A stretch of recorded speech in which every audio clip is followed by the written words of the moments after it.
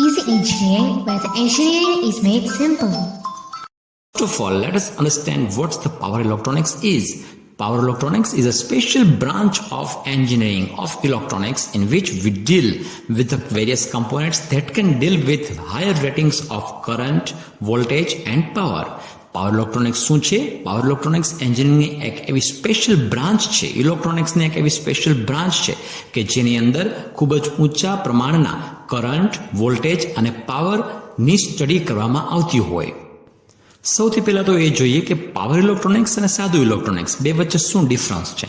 સાદા ઇલેક્ટ્રોનિક્સની અંદર જે કમ્પોનન્ટ્સ હોય છે આ જ પ્રકારે એસસીઆર, ટ્રાન્ઝિસ્ટર, ડાયોડ વગેરે હોઈ શકે છે, પરંતુ એ નાના વોલ્ટેજ માટે હોય છે. તેનું રેટિંગ ઓફ કરંટ અથવા રેટિંગ ઓફ વોલ્ટેજ ઘણું લો હોઈ શકે છે.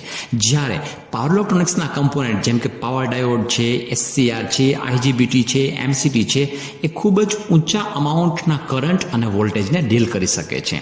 તમારા મોબાઈલની અંદર જે સર્કિટરી છે, ટીવીની અંદર સર્કિટ છે, ફ્રીજની અંદર સર્કિટ હોઈ શકે છે, આ બધી નાની નાની જે કંટ્રોલ સર્કિટ છે એ સર્કિટ બધી સાદા ઇલેક્ટ્રોનિક્સ દ્વારા બનાવવામાં આવેલી હોય છે. જ્યારે પાવર ઇલેક્ટ્રોનિક્સની સર્કિટરી જે છે એ ખૂબ ઊંચા અમાઉન્ટના કરંટને ડીલ કરી શકે છે. પાવર ઇલેક્ટ્રોનિક્સનો મોટા ભાગે નીચે જણાવેલ 5 પ્રકારે ઉપયોગ કરવામાં આવે છે. એસી ટુ ડીસી કન્વર્ટર કે જેની અંદર એસી વોલ્ટેજને વેરિયેબલ અથવા ફિક્સ ગમે તે હોઈ શકે છે એમાં કન્વર્ટ કરવામાં આવે છે, કે જેને આપણે અત્યાર સુધી રેક્ટિફાયર તરીકે ઓળખતા આવ્યા છીએ. બીજું ઇન્વર્ટર કે જેની અંદર ડીસી વોલ્ટેજને એસી વોલ્ટેજની અંદર કન્વર્ટ કરવામાં આવે છે. ત્રીજું છે ડીસી થી ડીસી કન્વર્ટર કે જેની અંદર ડીસી ફિક્સ વોલ્ટેજને ડીસી વેરિયેબલ વોલ્ટેજની અંદર કન્વર્ટ કરવામાં આવે છે, આને ચોપર કહેવામાં આવે છે. અને ચોથું છે એસી થી એસી કન્વર્ટર જેમ કે સાયક્લો કન્વર્ટર કે જેની અંદર અલગ ફ્રીક્વન્સી હોઈ શકે છે. Moral of the story, AC to AC conversion જે છે એ ફિક્સ એસીથી વેરિયેબલ ફ્રીક્વન્સી અથવા વેરિયેબલ વોલ્ટેજ એસી બનાવી શકે છે.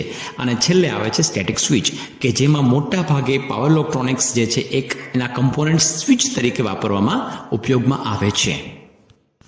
હવે આપણે જોઈએ પાવર ઇલેક્ટ્રોનિક્સની ટૂંકમાં એપ્લિકેશન્સ. પાવર ઇલેક્ટ્રોનિક્સનો સર્વાધિક ઉપયોગ પાવર સિસ્ટમ્સની અંદર થાય છે, જેની અંદર હાઈ વોલ્ટેજ એસી ટ્રાન્સમિશન હોઈ શકે છે કે ડીસી ટ્રાન્સમિશન હોઈ શકે છે. સોલર પાવર સિસ્ટમ્સ હોઈ શકે છે, વિન્ડ પાવર સ્ટેશન્સ હોઈ શકે છે. બીજી ઇમ્પોર્ટન્ટ એપ્લિકેશન છે ઇન્ડસ્ટ્રીઝ કે જેની અંદર ટેક્સટાઇલ, વેલ્ડિંગ, સિમેન્ટ ઇન્ડસ્ટ્રી વગેરે હોઈ શકે છે. આર્ક ફર્નેસ હોઈ શકે છે, કમ્પ્રેસર્સ હોઈ શકે છે. એના કંટ્રોલ માટે આપણે ઇન્ડસ્ટ્રીયલ એપ્લિકેશન્સની અંદર પાવર ઇલેક્ટ્રોનિક્સનો ઉપયોગ કરીએ છીએ. ત્યારબાદ આવે છે કોમર્શિયલ એપ્લિકેશન. કોમર્શિયલ એપ્લિકેશન્સની અંદર યુપીએસ છે, સેન્ટ્રલ એર કન્ડિશનિંગ છે, એરોડાઇઝિંગ છે, રેફ્રિજરેશનને લગતા ઇક્વિપમેન્ટ્સ છે. આ બધા ઇક્વિપમેન્ટ્સની અંદર પાવર ઇલેક્ટ્રોનિક્સનો ઉપયોગ કરવામાં આવે છે.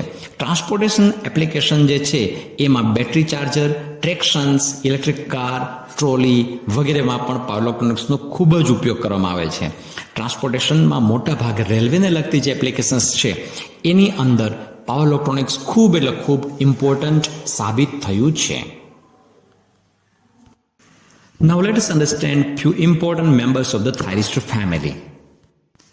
ટ્રાયક, ડાયક અને ટ્રાયક સામાન્ય રીતે એક પેર તરીકે ઉપયોગ કરવામાં આવે છે.